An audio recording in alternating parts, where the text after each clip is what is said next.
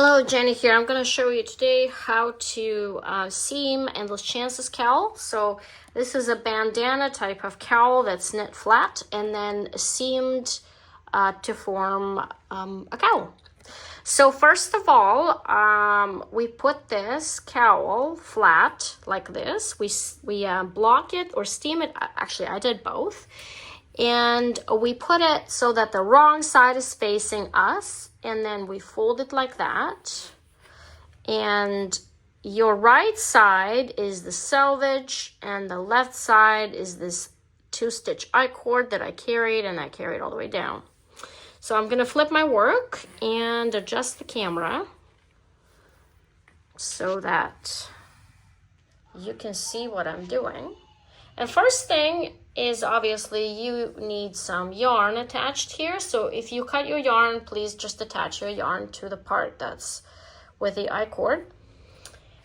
And first thing to notice here is we want the pattern, this broken rib pattern, to align more or less so that we don't run out of one side of fabric faster than the other. And this is something that's kind of important here, because this side is tighter because it has an I-cord and this side's looser. So that's another thing to ensure, to kind of, keep track of. So as we look at this fabric, we can see that this garter section has to align. So it's gonna look kind of like this. Rib, garter, rib, garter, rib, garter. And as we go, we can take care of the minor misalignments, so to speak. So first thing, we're going to connect the two pieces together. And nothing too crazy here. I'm just gonna go in this, take my needle and go into this top part, pull my yarn, and then gonna go back here to connect the two pieces so that we can start seaming. And the seaming is 2 steps. So the first step is this edge here has these knit stitches. Let me just zoom in. It's a selvage edge, so we're just gonna go into the first knit stitch like this.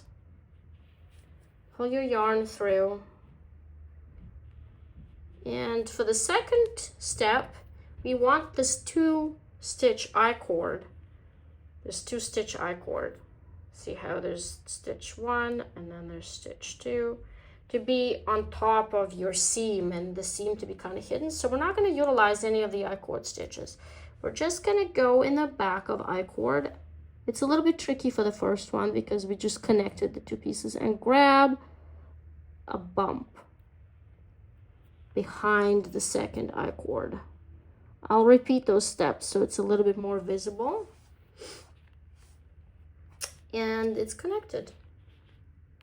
So let's just keep repeating this until we are done, but I'm not gonna go all the way to the end here. So step 1, going through the knit stitch. And step 2, you're going behind 1, 2, you're just grabbing the closest purl bump behind. I'm going to demonstrate one more time.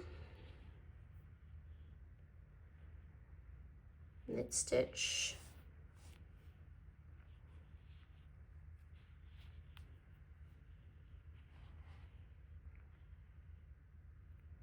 And then the first, so see how stitch 1, stitch 2, behind there's a purl bump.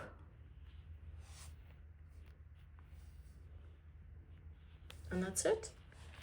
And you can tell that this is alignment, like this, it's aligning like this diagonally, and you just keep going. I'll do one more just for illustration purposes. Oops.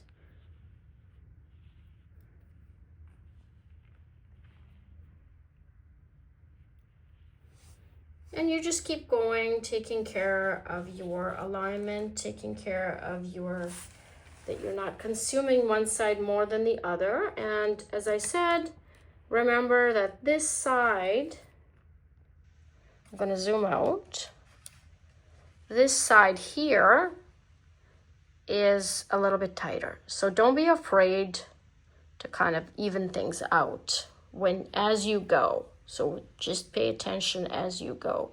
And this side is already loose, so don't stretch it out. So at the end, you're going to have this tiny, tiny corner here with garter align with this, like that. And then you just close this up and you're ready to go.